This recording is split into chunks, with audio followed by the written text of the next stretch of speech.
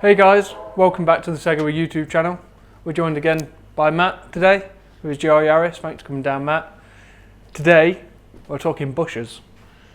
So we've got a selection of bushes here for different applications. We've got the lower torque mount bush insert, gearbox mount bush insert, and the upper engine mount bush insert. So why would you change your bushes on your GR Yaris, Matt?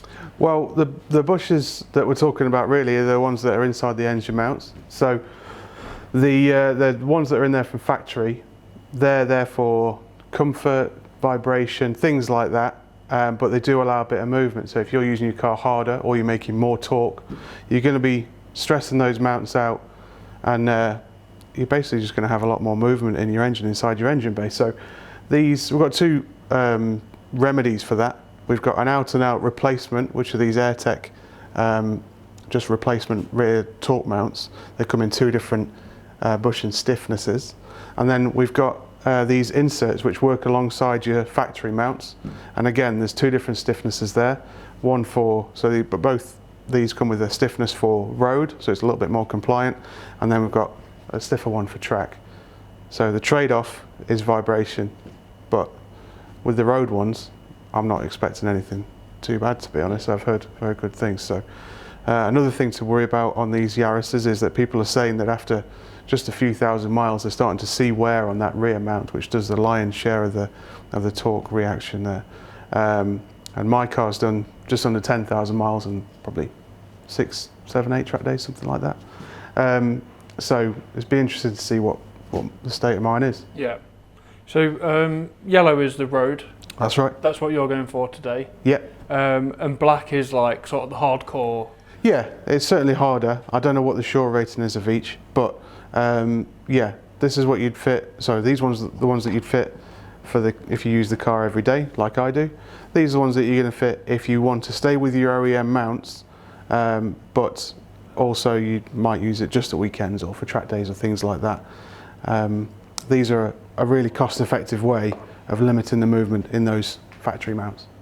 Yeah, so these are the yellow ones start from £26 each, and the Black Series ones, I think they're a few quid more, so they're about 32 quid for the Black Series.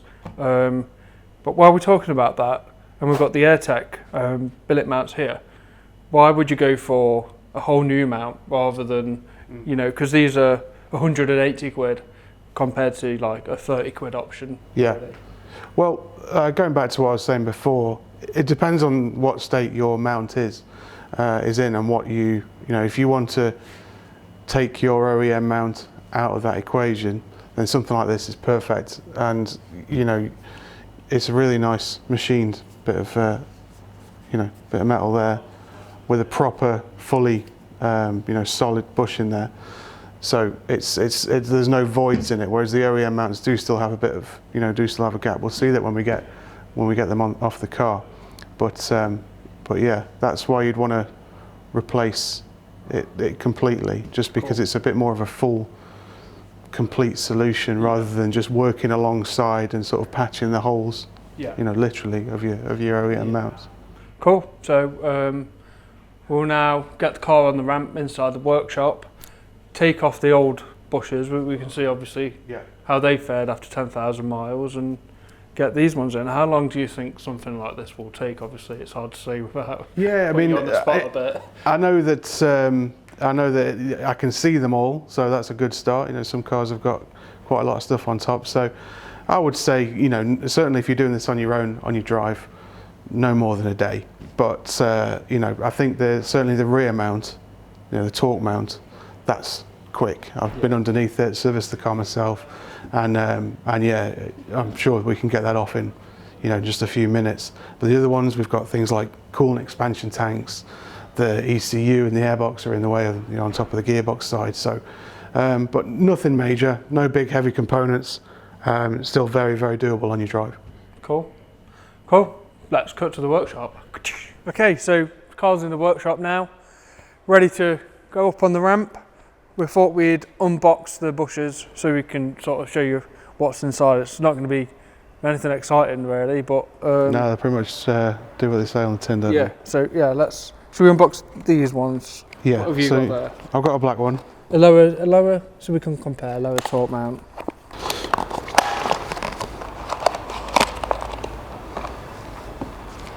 So yeah, there's a yellow one. I'm assuming the black one has got less, is a bit stiffer. Is that not the case? Yeah, I think really when you've got this much leverage, you're going to be hard pressed to find the differences. Yeah. But if we try and bend that one, we can get quite a bit on that. If we try and bend that, it's much harder. Yeah. I'm a pretty strong guy as well. I'm struggling to bend that one. Yeah, even Dave can't bend that. Yeah. So that's the difference. And these are the bits here that do the actual work inside the mount. So like we see, so these are for the rear mount. So like we'll see when we get the mount off the car, it's these bits that go into the voids in the mount there and do the actual work. So these are the bits that matter. These bits here don't really do an awful lot other than hold it into the mount. Not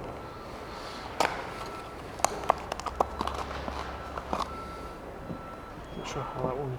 That's the gearbox one, isn't it? Yeah, so we've got the gearbox mount insert here. This one is a upper engine mount, so that's like a circular piece. It's split, isn't it, that one, I think? Yeah. Split like So that. that will be the same. Is that? No, so this one is Is that the is this one, okay, but yeah. you'll see why when we take it off the car. Yeah. But these all look like funny little shapes. You might think, well, they're not very good mounts, and they're not designed to be mounts. They're designed to go into the gaps that are already in your OEM mounts. So we've got a cable tie here, I guess, to hold this in place once it's in. So I guess a good way of looking at these, it's almost like the cartilage in your, so you have your bones. yeah, And that's these are exactly like what they do. the Yeah. rubber, your cartilage, to stop the metal rubbing on metal, because without Yeah. that you'd like it'd just be you just weigh your mounts unbearable. out Yeah. and, Yeah. So that's kind of one way to look at like what these are, whereas that is like bone and cartilage. We're just replacing the cartilage here, and you get a different stiffness for yeah. what you want. Stiffness. Right. So we'll get the car in the air, get the other tray off. We're going to start with the torque mount, because once we've got the torque mount off, we should be able to show you why you need one, why it's there. So we'll get it up in the air, get the other tray off. Mega.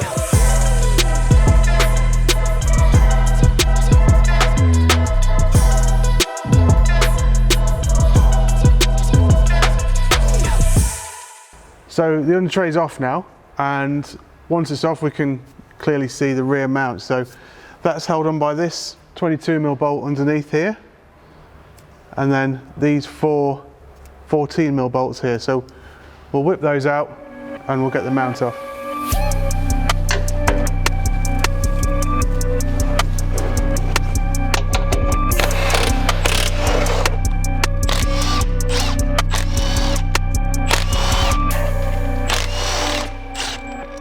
With those bolts out, just slides out the subframe like that.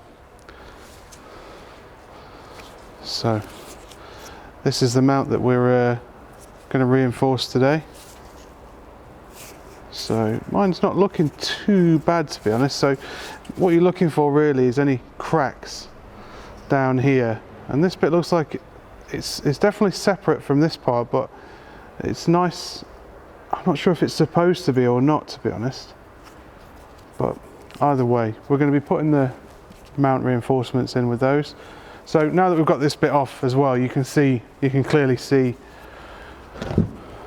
which bit you'd replace. It replaces that whole thing. So that at this point, if you were fitting the AirTech one, you just take this bolt out, put that one in, put it back together. So while this torque mount is off, Honda actually call them torque reaction mounts, because that's really what they do. They react to the torque of the engine. So when you put your foot on the throttle, crank wants to spin this way, so the engine wants to spin the other way. And then while the engine sort of moves a bit like that, it's limited by the mount, and that's a bit of a delay you're going to feel between putting your foot to the floor and actually accelerating. So with that mount off, we can see just how much, even with the other mounts in place, how much I can rock that engine. So that's why that mount is needed. So that's why we're going to reinforce it and limit that movement even further. Okay, so this is the top side of the mount, the side of the mount that's facing up when it's on the car. So we're just going to pop this mount in from this side, and that's it.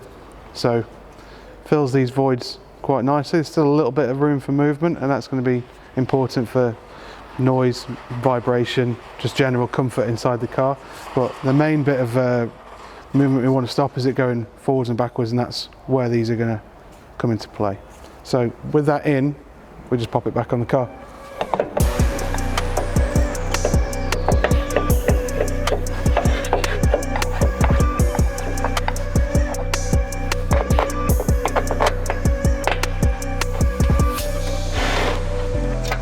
So I'm just leaving that loose, just so that I can twist this round and get these 14s lined up and in on by a few threads. You might just need to rock the engine back a little bit, just so you can align the bolts up perfectly.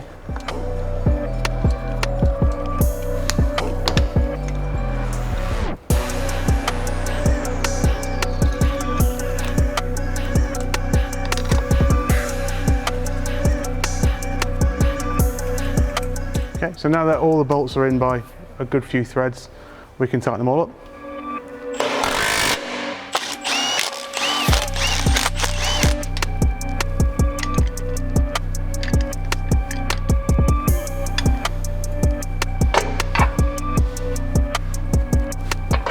Okay, and that's it. So that is the rear torque mount reinforced and refitted.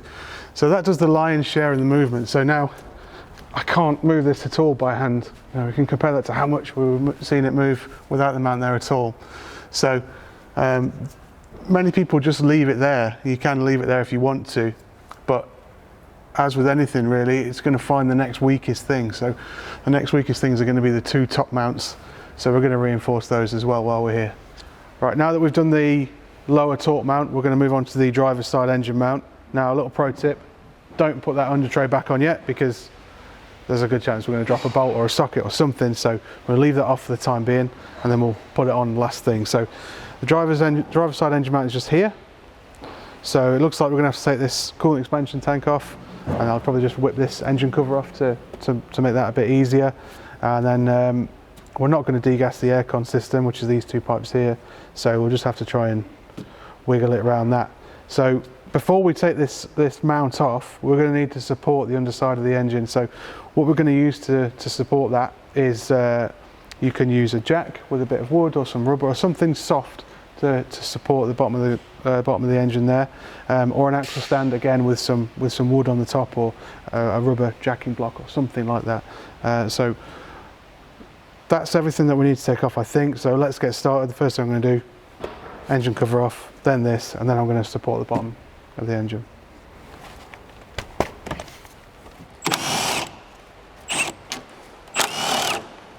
Just going to unplug this aircon connector as well, just to make sure it's out of the way and we don't pull any wires out or anything like that.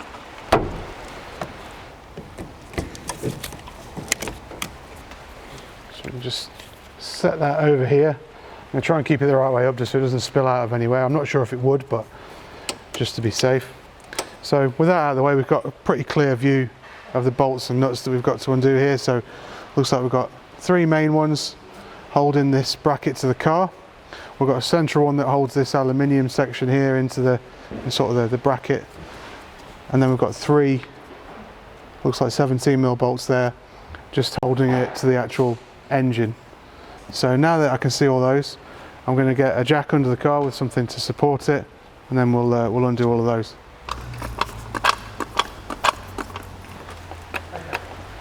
So we're just supporting the engine on the side of the sump and the timing chain cover there with a nice rubber block, just to make sure the load's spread, it's not going to crack anything.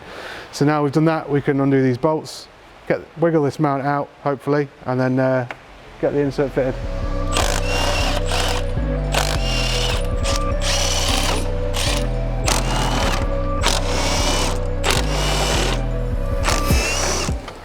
So just popped this little plastic holder for the aircon pipes out of the way, and now we can just wiggle it out. But if you look down here, there's a little stud, so just watch out for that as we lift it out. We have to get it off that first, and then just sort of wiggle it out without scratching anything. And that is the driver's side mount out. So now that we have the driver's side mount out, we can pop this insert in. I thought we might need to pop this bit out, so I popped this, I undid that 40mm bolt, but you don't need to do that. So we're just gonna, because since this splits, we don't need to take anything apart.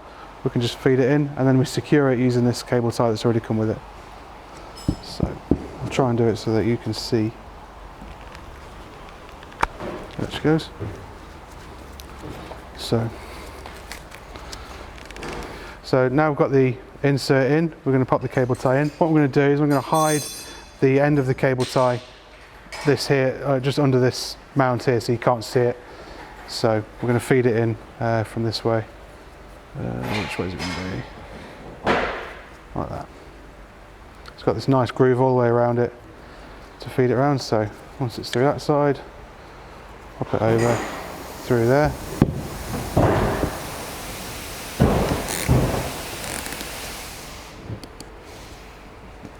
And that's it. So I'm going to cut that off and then put it back in the car.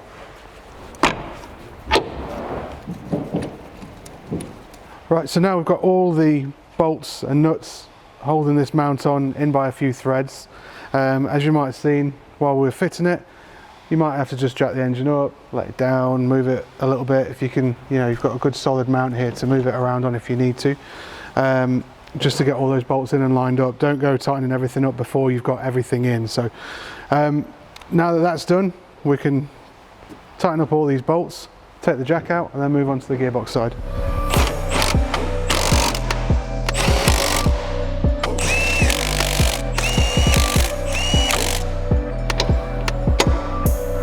Okay, so now that we've got the coolant tank back on, we can put the engine cover back on, and that's this whole driver's side complete. Took us about, what, half an hour, something like that. The one underneath took about 15 minutes.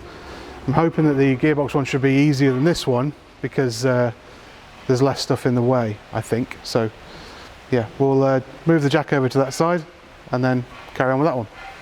Okay, so we're over on the gearbox side of the car now. So obviously we're going to need to get rid of is the airbox.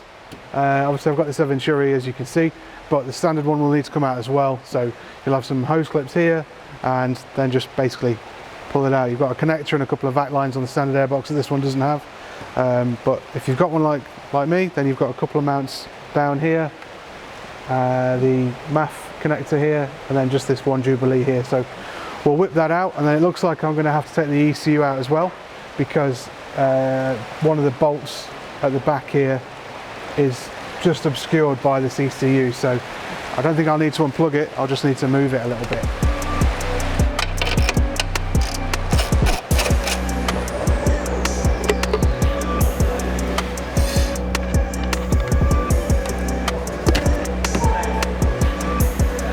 Right, so with the airbox out, we can get a pretty good look at this mount here. So the insert's going to go inside here.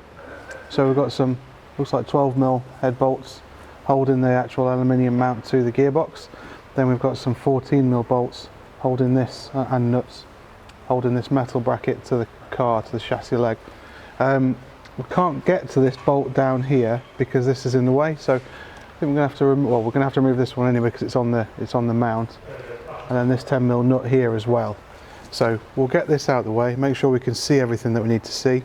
Then we'll get the jack underneath to support this bottom of the gearbox, and then undo the rest of the bolts on the mount.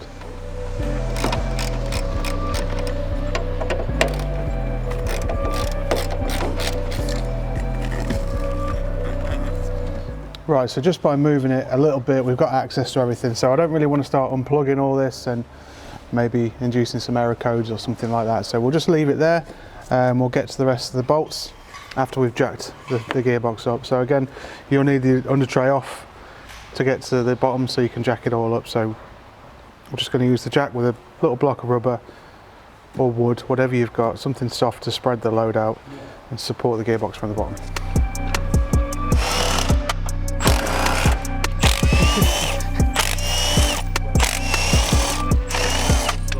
Right, so that's all the bolts that we could see removed. There are two hidden ones that go into the side of the chassis rail. They go in like that. There's two more, look like 14mm heads.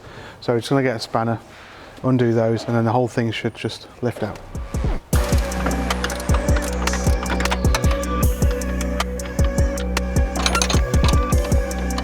Right, so to gain access to those 2 bolts, I've just had to drop the gearbox down maybe 1.5 inches or so.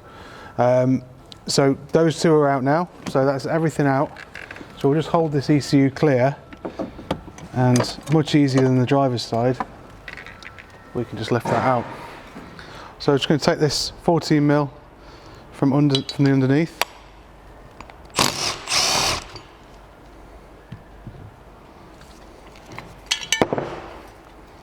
I should just be able to slide the mount apart like that. We're going to need to then pull this black rubber bit off, like that. And then this is the insert here, and that's just going to go over there like that. So you can see that cut out lines up with the bolt hole, and then we just pop it back together.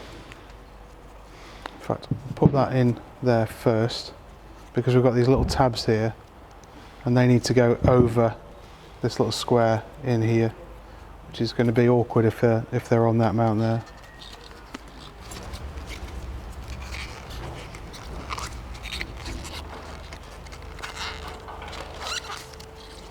Right, so after a bit of messing about, we've got that little aluminium square sort of boss there, poking through nicely with the 2 tabs either side of it.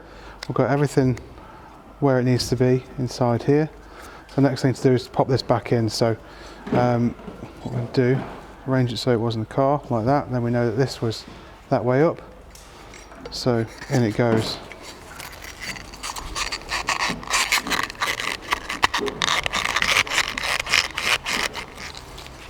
I don't think this is going to go in as nicely as I wanted it to.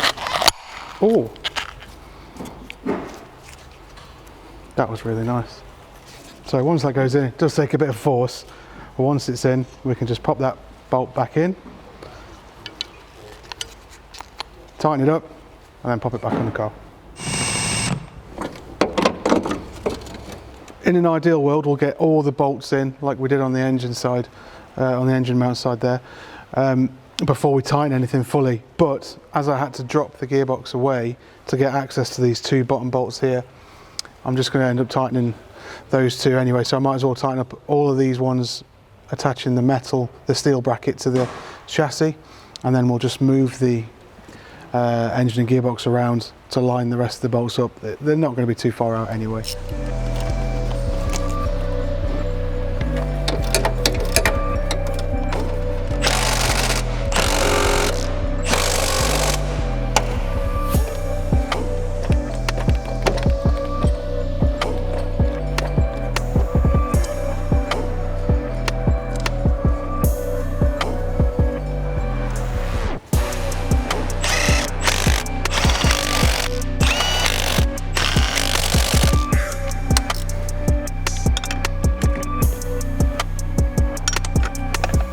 Okay, so now all the bolts holding the mount to the chassis and also the aluminium mount to the engine, or to the gearbox, sorry, are all tight.